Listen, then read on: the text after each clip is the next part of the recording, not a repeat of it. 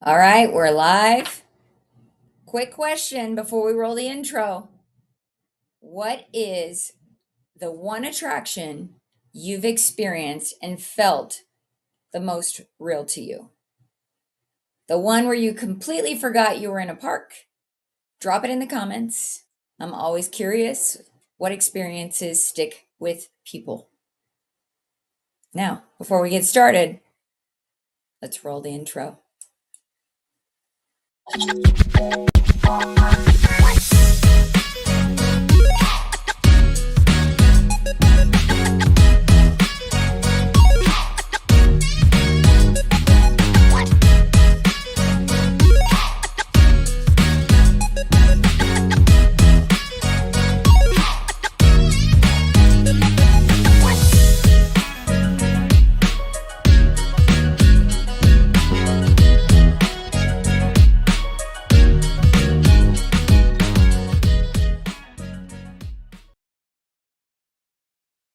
All right, we're back with Live with Sondra. And before I bring in today's guest, I want to thank our sponsor, Gatemaster Technology. At Gatemaster, we believe the best experiences are supported by strong operational architecture behind the scenes. When ticketing, payments, access control, and guest data all work together, operators can focus on what really matters, delivering unforgettable experiences. And today's conversation is exactly about that, how those incredible experiences actually come to life. Today's session is titled From Vision to Reality, Secrets of Themed Fabrication.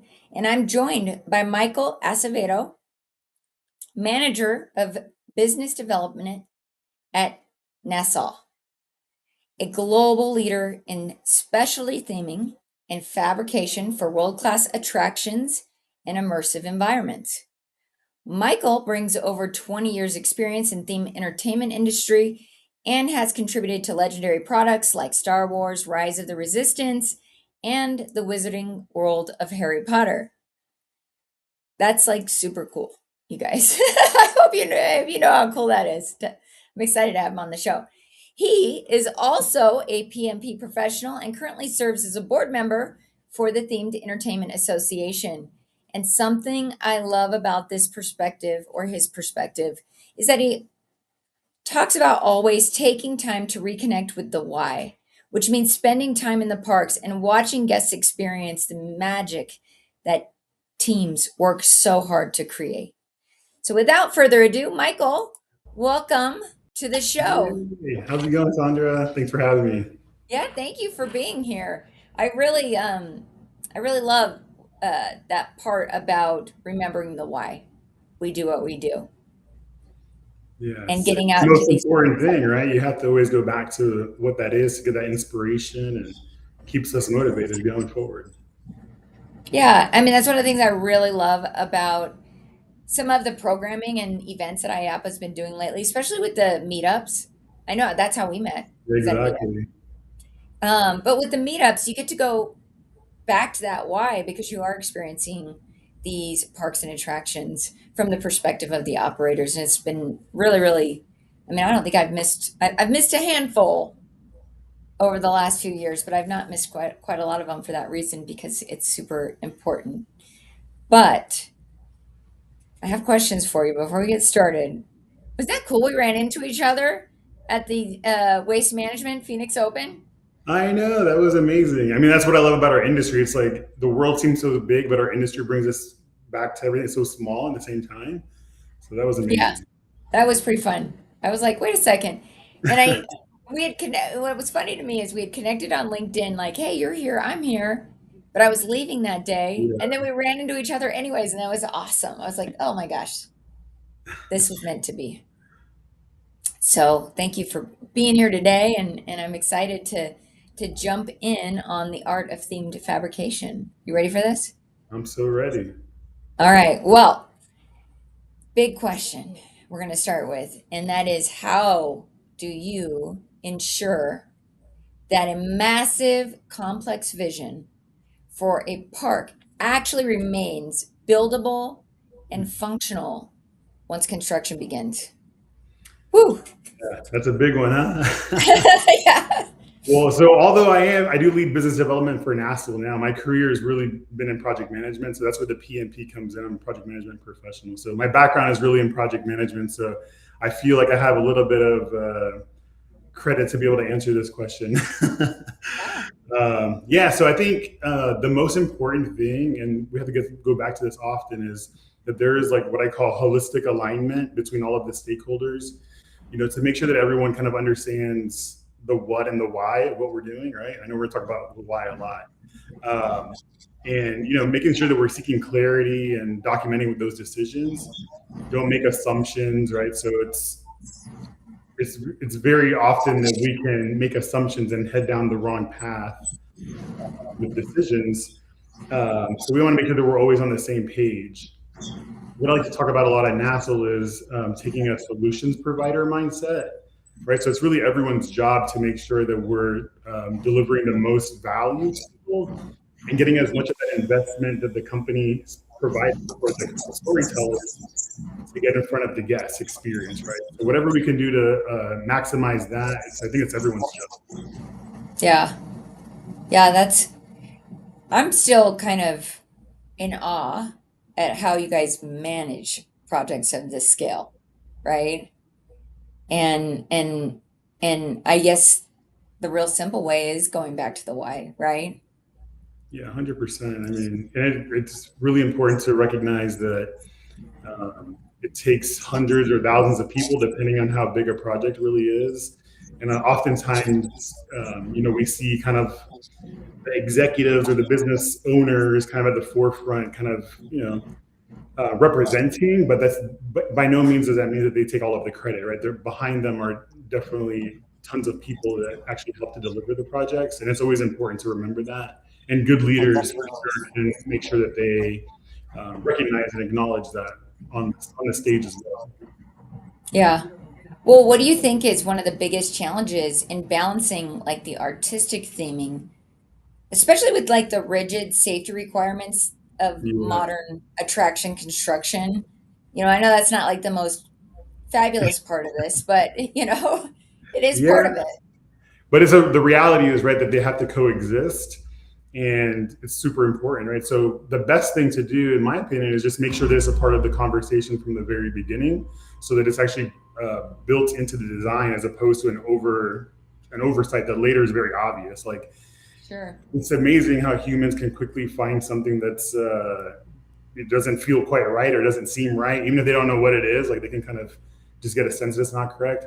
So if you can work with your creators early in and just kind of say, hey, how do we achieve this in a creatively acceptable way that makes sense in the story and the experience that we're creating, then it just goes away. So then it's kind of built into the experience and it doesn't look like an afterthought, right? Yeah. Well, from your view, what do you think is one of the most overlooked steps in the fabrication process that makes or breaks like the guest immersion? Yeah. I think the it goes back to that alignment, right? So it's like we can make these really big ideas, and we need to allow space for that too. But at the end of the day, we have to remember that the reason companies are doing this, it's a business. It's still a business. There's a Right. commercial part of all of this. It's really cool to build a Harry Potter land or a Star Wars land, but they're not doing it because it's cool. They're doing it for more than that. So we need to make sure that we're in alignment and that the things that we're designing are buildable, right? So um, what that means is there's not one person who's an expert on all of the things. It requires bringing in partners at the right time to help make sure that the path that you're headed down is the right path, is a buildable path, is achievable, it's feasible, all those sorts of things.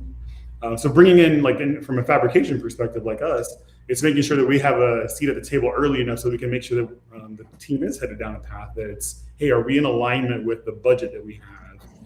Are we headed down a path that's actually steering away from that? Because what ends up happening is a degraded, maybe not degraded, but maybe it's like a lesser guest experience than what you thought you were going to have, because you have to make some concessions later on when you realize that you're out of alignment. So bringing in Yeah. partners at the right time is, I think, my best advice for that.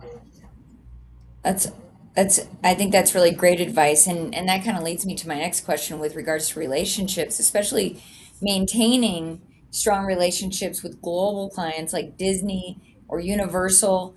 when there are really high project stakes, Mhm. and budgets are incredibly high, right? How do you maintain those relationships? Yeah, I think the most important thing is recognizing that it is about relationships. Big budgets sound like a great thing, except that it's like when you have a blank sheet of paper, it's like the most daunting thing as well. Yeah. You know what I mean? So, but if you can have really great relationships, you can, you'd be surprised like how much you can achieve by having strong relationships. I mean, people always want to work with their friends, right? It's like one of the things that we benefit from, like at Nassal, having been in business for over 40 years, is our clients want to keep working with us because we've delivered results for them. They know us. We know how to work together. We can continue being successful together. But being able to establish a level of trust that goes beyond just like the project side, and that means open and honest communication. I believe very strongly in bringing people along the journey with you, so it's not just like transactional. It's a partnership along the way. So I mean, the relationship is by far the most important thing. Having a nice budget is also nice, but it's not necessary. You can actually see when there's an experience that didn't have well functioning team delivering something. It's obvious in the experience. Even if you can't put your finger on it, you can tell in the product. Yeah, I agree. And we're so lucky because we get to go like ride rides with our friends in the industry. Like Mhm.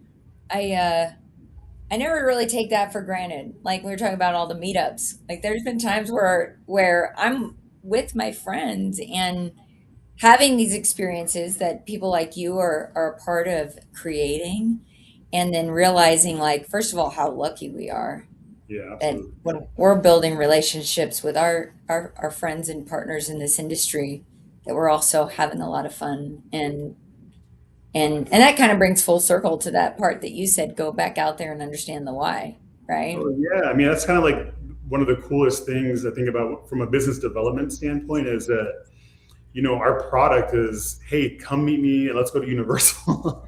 Yeah. Let's go see the stuff that we built. Let's go experience it ourselves. Let's feel it as opposed to just, flip through a catalog and say, I want one of those, right? It's like, hey, we're going to deliver this experience. Let's go experience it. Let's see what it looks like, what it Yeah. feels like. Yeah. No, for sure. And I even, I have one friend who has been, I've known in the industry for 25 years. And like, it's a tradition for us now, every, like, Saturday or Sunday before IAPA. Yeah. Depends on what's going on. Now that they got the water park day, it's now Saturday. But it used to be Sunday before the trade show floor opened. I go and I just ride rides with my friend. And uh she's like having the most incredible tour guide, because she can tell you why something's painted at Disney the way it was painted, right? And it's Yeah. just so cool to learn those stories, and we've been going all these years and I never have heard everything yet, right? And so it just goes back to what you guys doing is super amazing, but also, it kind of brings me to my next question, because you are managing projects of teams that are comprised of or composed of creative storytellers. I can't even imagine what goes on in these rooms and with these conversations, because it's extremely creative people, but also technical builders and financial investors. What is the secret to managing that room?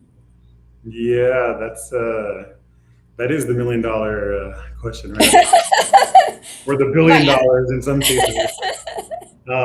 Yeah, you know what? I think it goes down. I think it's actually quite simple. It's fundamental. It's that we're all humans. We all kind of want the same things. We're all making a living out of what we're doing. You know what I mean? This is our job. As much as, we love it and it's fun and the product is exciting, like at the end of the day, we're all humans. We make mistakes. We're all trying to do the best that we can and make a means for our families and all of that. So at the end of the day, it just comes back down to that human factor, right? Like everyone's different. you know, Creative people think and communicate differently than technical people. And even amongst those groups, that's too broad. It's like even amongst those groups, everyone is so unique. So good leaders can really help to, build the relationships with people on an individual basis and then understand, hey, when you put all of these people together, how do you then make sure that everyone can kind of function together as a high performing team? And it's hard. It's not something that you can just quickly do a checklist and figure it out. It's got to evolve over time. But you have to just go back to remembering that we're all just humans. We make mistakes.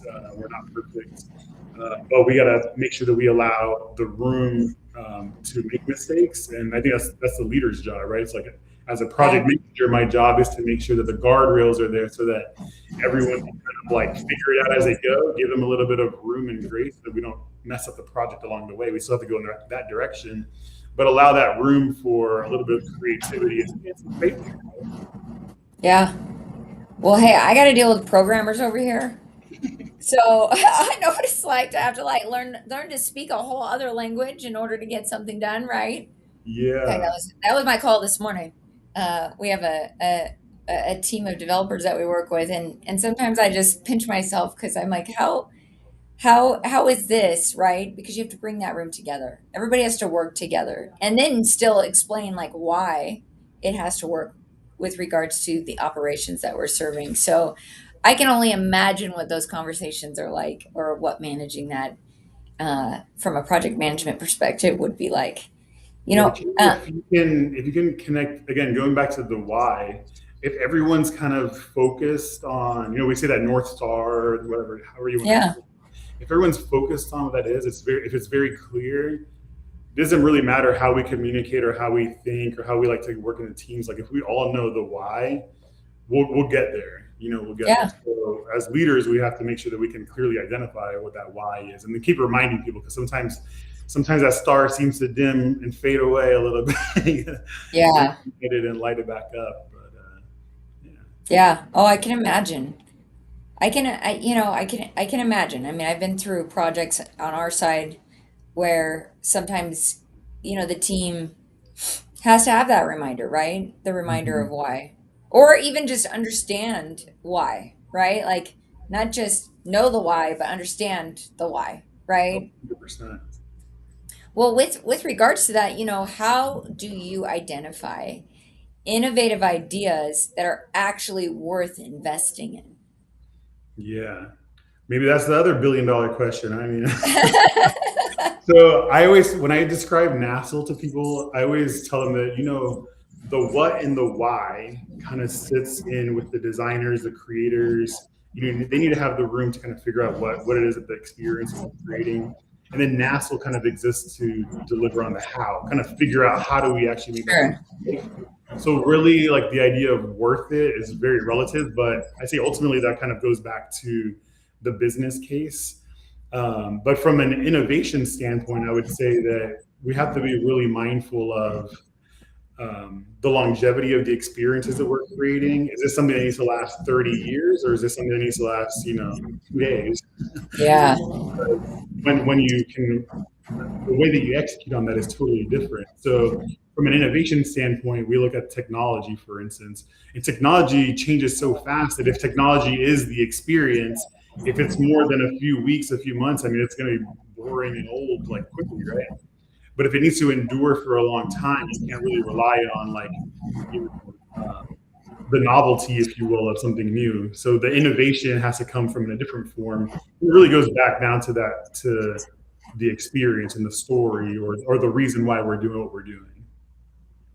So, just out of my own curiosity, I might go off a little off script because you have me thinking about this. When with regards to the project management, when we're talking about the why, is that why typically a business reason why, or is it That's a great what we're question. bringing into the world? Is it, I just am curious if you can give me some clarity on that. Yeah, the answer is yes. Right. So I believe that yeah, again, from a project management, from a leadership perspective, like you have to kind of take away all of these other important factors that can cloud someone from doing the best work that they can do for what it is that they need to do. At the end of the day, we're people who are just doing tasks, and you got to be able to focus on your task. If you're really worried, if you really get kind of caught up in all of the noise, if you will, it makes it hard to be effective at your job. So it's all important, but you need to help to make sure that your teams can focus on the things that are the most important for them, the things that they can control and that they can impact, and not have to worry about all those other things. I mean, that's good advice for life in general. I think is, Sure. you know, don't get lost in the noise all the time. There is important to take a step back and see the big picture, but it's also you got to get down in there sometimes and just focus on, what you got to do today. Right.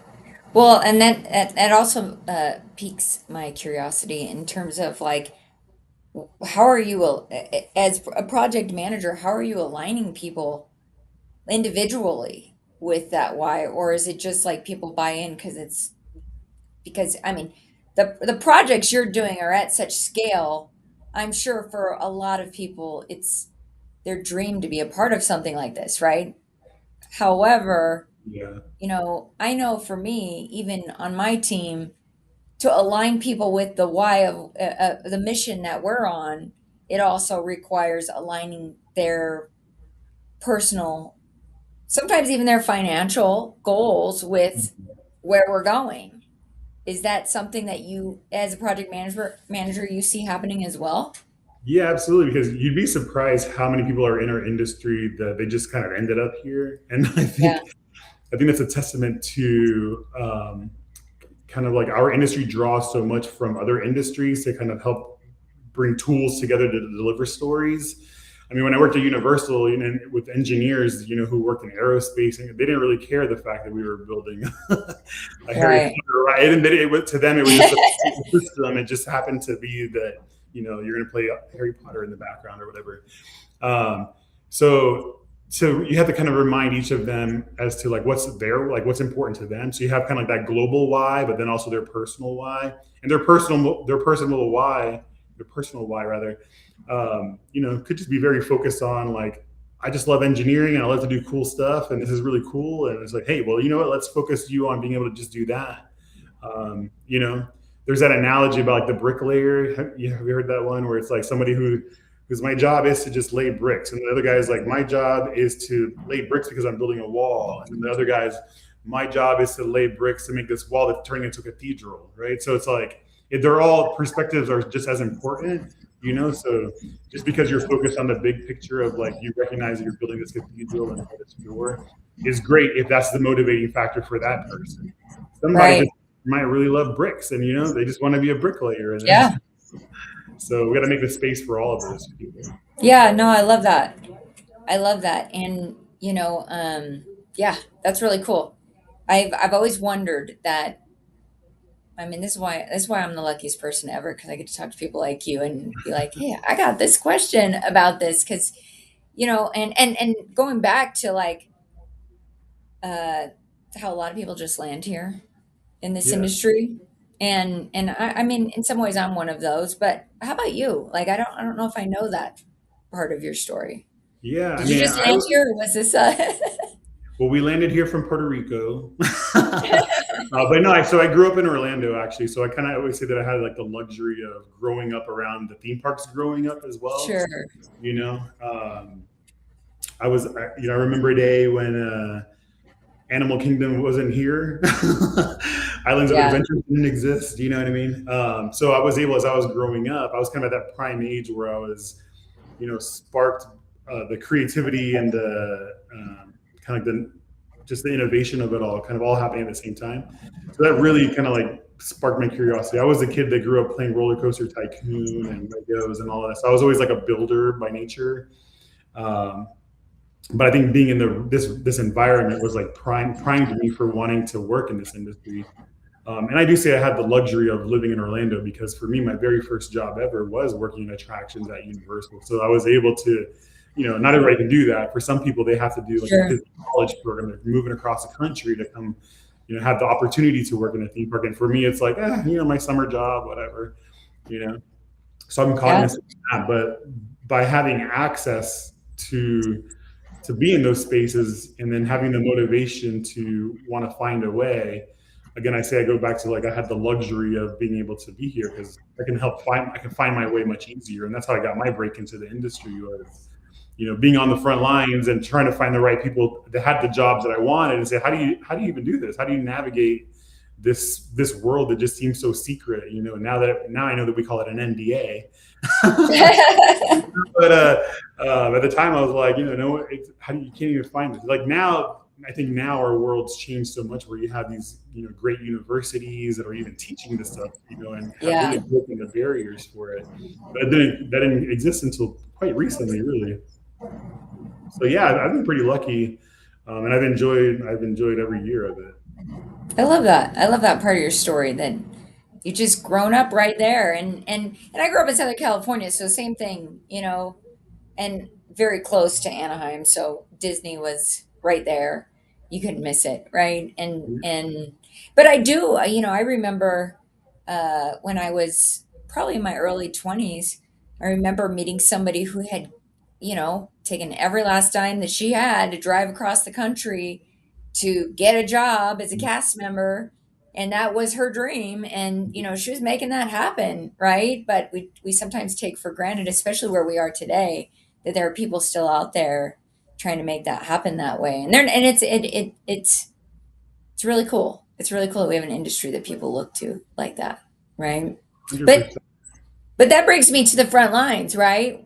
You know, and how you starting on the front lines, or how did starting on the front lines at Universal, like you mentioned, shape your perspective on how, a product's final design impacts the daily operation of these parks? Yeah, I mean, you'd be surprised how invaluable that experience was to have been in an operations capacity. This is why I always tell people it's like, get a job in the park. Who cares? You're pushing Yeah, buttons. I still know the one fish, two fish song. I will never forget that song because that was my first job. Yeah, so I think it's a constant reminder that the spaces that we're creating, we're creating moments where people are trying to either escape things or just want to connect with people.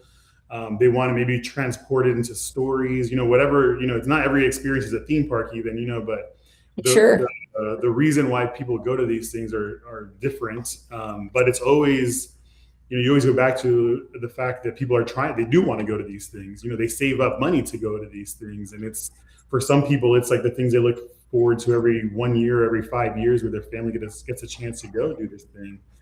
So kind of centering back on that. Um, yeah, going back to the why.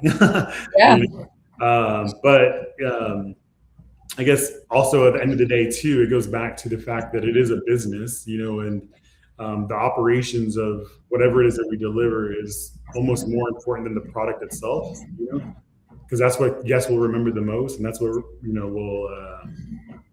will keep them coming back.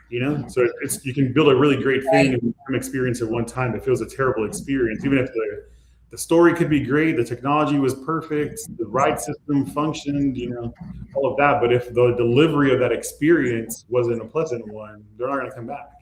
Right. Well, I had a guest on here who made it a really crazy point that I'd never considered, just because it's not my area of scope in the industry. But they were focused on the bathroom hygiene, and how, like, you could build this amazing thing, but if the Mhm. bathrooms aren't well taken care of, it can ruin the whole experience for that guest, right? So it to your point, all of it matters really. And yeah, I just always thought that was an interesting perspective. I mean, it makes sense, but again, my scope, I'm on the technology side, so we never think about the bathrooms Well, until somebody. it's one of those reasons why I always say, and I like to go to the parks and I like to just experience this myself, is I do miss that, right? Like when I worked at Disney, for instance, I could just literally walk into the park on my lunch break and be Yeah. around the guests and realize, like, oh my gosh, it costs so much money for this sandwich. You're reminded of, like, what is it? What are people actually signing up for when they're coming to these Yeah. experiences? And you take that back with you, and it's like, man, I have a real important responsibility to make sure like what we're doing is just like really, really good Yes. value for them. Yeah. So we deliver on that, and then so I miss that now. Being, I work at an amazing place, though. We're building really cool stuff, but it's not the parks, it's not the front lines. So I Right. have to go there sometimes to remind myself of that and experience it myself, and kind of get reinvigorated too. Yeah, no, that makes sense. That makes total sense. And yeah, I mean, I actually, when I first started this show, I would often get on and talk about the investment that our guests are making in these experiences and how much we do owe them that, right? Yeah. Because I mean, I'm a mom of three kids, so believe me, I want to take all three of them somewhere. It's not cheap, right? It's definitely a planned thing. It's an investment. So kind of talking about how we get started and talking about the young professionals in our industry. What is one strategy that the themed entertainment industry should adopt when mentoring our future leaders more effectively? Yeah, I'm glad you bring that up because I think I'm a product of some pretty good mentors along the years. I mean, I mentioned that when I started in operations, I had to kind of figure out who to even talk to. Sure. I think nowadays, we're a lot more connected, and we're able to kind of see who some of those people are. Just you scroll through LinkedIn long enough, you kind of see the same faces, and you're like, that might be a person I want to talk to. But it didn't quite exist before. But I will say, what does still kind of exist, and we can all do a better job of, is our industry is you've cloaked in secrecy, and there's a lot of gatekeeping. We have to recognize that everyone's got to start somewhere. We all got our start somewhere. Somebody took a chance on us. Um, we have to be able to hire that fresh out of college or someone who didn't even go to college that just has the drive for it and give them a shot. If our business is going to fail, if that person fails, then we're probably not doing a good job in running our business. You know what I mean? So we need to make Yeah. sure that we can open up our doors and give people an opportunity, give people a chance. Because there's so many times you see these, you see job descriptions that are like, 10 years of experience. I'm like, if everyone has at least 10 years of experience, they're like, well, where would they have started? I mean, they had to start Right. somewhere. So we have to make room for entry level folks, for students, for people who are pivoting careers, and then recognize that what you studied in university, if you went to university, doesn't always align with what you're actually really good at or what you're passionate about. And be okay with that. Like, don't let that be the reason someone's not given a shot because they went to school for engineering, but they want to be artists. You know what I mean? Like, Right. opportunity.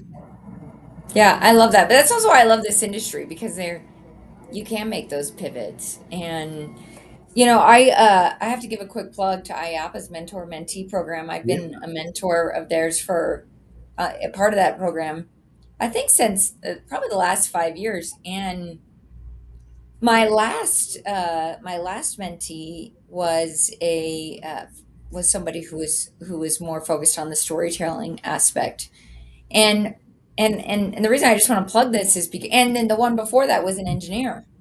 Mm. And in my mind, I'm like, oh, it was really nerve-wracking to me because I was like, how am I going to mentor these people? This is like such a different part of the industry than I've ever experienced. But truly, it became a nice, we talk about like something that's not transactional, but it was a nice relationship because I was teaching them what I knew and they were teaching me things that I didn't know about the industry. So, you also, as a mentor, I think can't overlook that you might find somebody who has some perspective, especially like these young professionals who are very passionate about this industry. Because believe me, if you're signing up for a mentor at IAPA, you want to be here, Yeah. Honestly, it kind of 'cause hits on the importance of diversity because, and not just in age, we're talking about age like young professionals, but sure. just generally speaking, because your lived experiences, that are so valuable and having a different perspective, so if you never, or if you limit, like if everyone looks like you, has the same background as you, the same education, it's like you're going to get the same thing every time. If you Yeah. want true innovation, true creativity, like a culture that really thrives on innovation. You got to bring in different perspectives. If everyone's doing the same thing and thinking the same way, you're going to get the same thing every time. Yeah. Yeah. No, I think it's super interesting. And I used to say, so I used to speak on this stage for women in technology, and they would always ask me like, was it hard being, a woman in the industry? Was it hard being, I'm Mexican descent.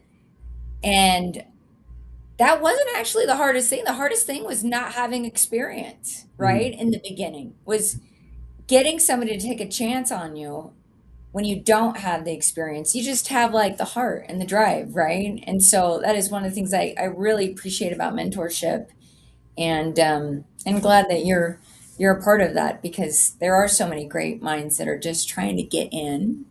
And listen, we're deciding what the next, but what the future of this industry looks like right now. That's so true. And then we can't be mad later when we say, "Oh, look at this. We don't have talent." Like, well, what Yeah, happened? We said no to that young student who came in here and said yeah, they wanted to work here. It's like right. we're shaping the future, like you said too. Yeah. Yeah, yeah. Well, as we wrap up, I'm curious. When you're in the parks for inspiration, when you're doing your walks or you're revisiting them, what Yeah. is one detail that you always look at for others? Look for that others might miss. Yeah. Well, I think if anyone's been in the parks with me, they know that I'd like to touch everything to see what things are made out of. Of course, I love that has that. nothing to do with answering your question. That's just generally like you're like, why is this guy touching everything? Didn't they tell you not to touch that? I'm gonna watch for that next time now. Well, I always have my little hand sanitizer with me too because I'm touching all the time. But actually, it goes back to my roots in operations, right? It goes back to um, looking at how the operators are, and I say operators broadly. I mean, it's the person sweeping as much as it is the person takes your ticket, as much as it is the person saying thank you for riding. Are they happy? Are they smiling? Do they want to be there? You know what I mean? Yeah, Because we all talk a lot about feeling the energy in the room and like how you can walk into a space and just be like, oh, the energy's just off here. I mean, that translates even in like you could put whatever, you could put the happiest background music on, but if you see a smug face on the guy, the person greeting you into this attraction, uh, you're going to immediately, it's going to break that emotion, right? It's going to change. So I always look at the employees, like, are they enjoying it? Are they having fun? And then I think about what could what could this place be doing differently to help make sure that they're actually enjoying what they're doing. Um, and that's something you can take back no matter where you are, even if you don't work with the guests. You do work with people. We're a people business. sure. So even amongst our own teams, it's like, hey, is there a reason why the designers are not talking to the shop people as much? For instance, like what can we do to make sure that there's more synergy there? Maybe they don't. Maybe they don't know that they can, and we just have to show them that they can, and then break that barrier for them. I love that. And yeah, you mentioned the shops. One of the we were up in Canada's Wonderland, and I think they did we meet up there? No, We we we were in Toronto we were at the zoo, the Toronto The Zoo. zoo, yeah. So the year before, we went to Canada's Wonderland, and I'd never been in the shops. I guess they have some pretty phenomenal Oh, cool. workshops that they, because they're up there kind of by themselves, having to build a lot of this stuff.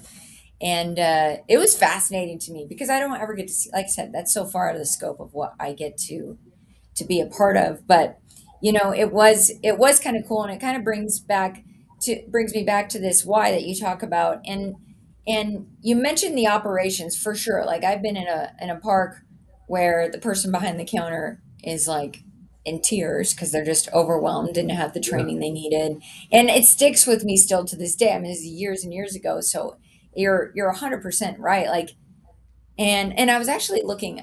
I haven't officially. I can't say it, but I'm working on taking some of the lessons that I've learned from my guests, and hopefully one day maybe compiling an easy to read book, right? And as I'm doing this research, so like I said, it's not, I can't officially announce anything. I am just thinking about these ideas, and one of the things that I read just from one of my guests years ago was that the experience of your employees is almost as important as the experience of your guests. 100%. And kind of just like, I mean, we have to think about that more. And to your point. So, kind of going back to the why though, how is seeing the guest reaction? Because I know, like, at the end of the day, we are building this for these experiences. This is the business, is the guest's reaction. But when you see that, how does that reaction maybe change your approach when you're looking at building your next big project? Yeah, I mean, what it is, that is what it's all about, right? Is again, people are going to our experiences that we create to either escape a place or to get transported to a place, and it's Sure. their reaction is, how well did we deliver on that goal, on meeting that need, that meeting their why.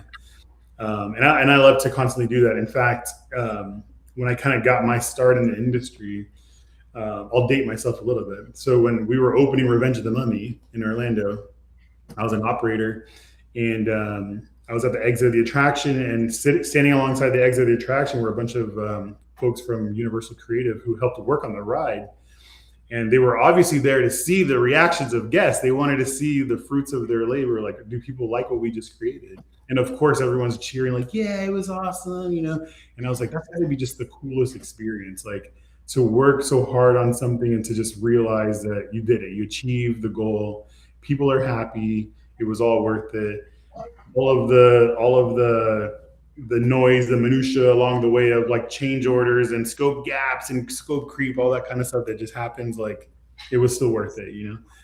So I go back to that all the time, and just and then for myself, even like when I get off of a ride or exit an Yeah. experience, I was like, man, this was amazing. Like that was so great. Like what? Why do I feel this way? Why do they feel this way? What can we be doing to make sure that we're delivering better? And as from a fabrication standpoint, it goes back to just making sure that everything that we get a lot of really like ambitious designs come through here. And our job is to try to make sure that as much of that experience gets out in front of the guests, to make sure that is their reaction.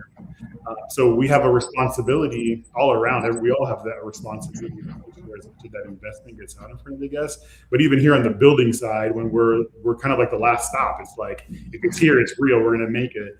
How can we make sure that we maximize that so as much of that gets in front of the guests as possible? Yeah, it always goes back to that. Yeah.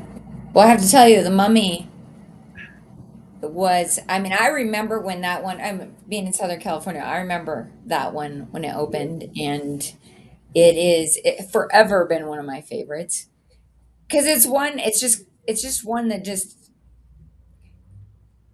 I don't want to sound silly here, but like it's one where like I just like it I'm screaming and I don't even have control over it. It's one of those rides, right? It's like one where it's just like the emotions that you feel. I actually had a guest on here that talked about the psychology of what happens on rides, Yeah. and like the psychology behind it and what they've researched, and that's one that I know if I go on, you don't want to be sitting next to me because Well, do it's you like, remember that actually Universal, their whole marketing pitch for that ride? It was a psychological thrill ride. And that was like yeah, the tagline. And you're yeah. touching on all of those things. So even years later, it's still true, right? It's Oh, I still took my kids. I took my kids. They rode it for the first time, probably like. So my kids are not like big roller coaster people, even though I love them. Which of course, and I have a feeling it's because what mom thinks is cool, they don't think is cool, right? probably. I think that's more of what it is. But so we went on the Mummy for the first time for some of them, like maybe 2 or 3 years ago, and same experience. I was like totally brought me back to being a young person. I can't remember what year that was that I first wrote it when it came out, but totally brought me back to that. The same emotions, the same experience. So to your point, I think it's by design, right? It's the work that you're Absolutely. doing. Mhm. Yeah. Well, hey, before we wrap up, I am curious what is next for Nassau, and I'd love to hear about the new facility and the purposeful design behind it. Yeah. Well, like I mentioned, Nassal's been in business for over 40 years, which is pretty cool. We've had a long standing, we've been in our facility where I'm currently in my current office, which I'm delinquent in packing, but don't tell anybody. We're moving to a new facility, and Nice. it's going to be over 150,000 square feet, purposefully built so that we maximize efficiency, quality, safety, basically taking all those lessons learned across the decades of doing this stuff and purposefully building a space that matches that. And that means all new equipment and all that. So we're really excited to be moving into that space. We'll have a little bit of a transition period between here and there, but I'm excited to be moving over there and yeah, just seeing this new evolution of Nassal and what that does for delivering these amazing guest experiences that we get to work on all the time. Well, hey, maybe we gotta talk to IAPA about doing a meetup there. I want to come check it out. You gotta come by. Yeah, I'm gonna come. I definitely will. I'm gonna come by. I want to see this. Well, Michael, this has been such a insightful, fascinating conversation. I love this part of the industry. I love learning about it so much. And I'm sure that there are people out here in our audience listening, and maybe they want to get in touch with you. What's the best way to do that? How can they find you? No, definitely. I'm super open. Like I love to talk to you. Like obviously, hopefully came across that I love to mentor and provide advice and kind of peel back the cloak of secrecy a little bit. So yeah, if anyone wants to reach out to me, they can definitely find me on LinkedIn. Shoot me a message there. I post a lot. I'm very active. I'm always in all the TA and APA events. So feel free to, if you see me there, don't be shy. Come say hi. I'll probably say hi to you first, so break that ice a little bit. But yeah, don't be shy. Please reach out. Definitely find me on LinkedIn. Yeah, well, thank you again for being here, for sharing your experiences, your insights, and how you're making these visions reality. I think that's super cool. And yeah, you're just a great guy, and I hope people do reach out and at the very least say hello when they see you. And I know I will. I'm excited to. I don't know when I'm going to see you next, but I know I'm going to see you. Yeah, well, it will be a fun time whenever that is. Yes, for sure. Always. Well, thank you, Michael. I'll see you Thank soon. you. Take care. Take care. All right. Well, that is just always such a cool experience. Like I said, this stuff is so far outside the scope of what I do in attractions that it's so fascinating to me to hear the stories. I still can't even wrap my head around what it takes to make something like this, something like these big projects happen. And, it is easy for the guests to see the magic in the park, but it is often that we don't realize the incredible craftsmanship, the collaboration, the engineering that goes into making all of these worlds and experiences feel real. So, thank you again to Michael for being here. I also want to thank our sponsor, Gatemaster Technology, for conversations like this, for allowing me to do conversations like this in our industry. And for everybody watching, if you want to go deeper into conversations like this, we do host a GT Summit, which is happening next week, March 11th and 12th. You can still grab an in person ticket, although I actually think our in person tickets might be sold out last I checked. But you can certainly pick up a virtual ticket if you are interested in joining us from anywhere. We'd love to have you. It's going to be 2 powerful days focused on revenue operations, technology, and leadership in the industry. And it should be a good time. There might even be like special Live with Sondra wine night, Colorado wine tasting. It's my favorite part of the event. So pick up your virtual ticket to the GT Summit. That's Gatemaster/GT-Summit for those tickets. Again, I want to thank Michael for being here and joining us today. And thank you to everybody who joined us live or on replay. And Michael, if you can hear me, I forgot to mention, I think I always tell my guests, just pretend nobody's watching. But we had the most RSVPs for this show that I've ever had for any of my live stream shows. So, that just goes to speak to to him, who he is and what he's bringing to this industry, that people were that excited to hear from him.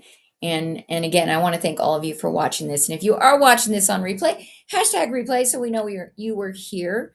We'd love to hear from you. And this is Live with Sondra. Until next time, we'll see ya.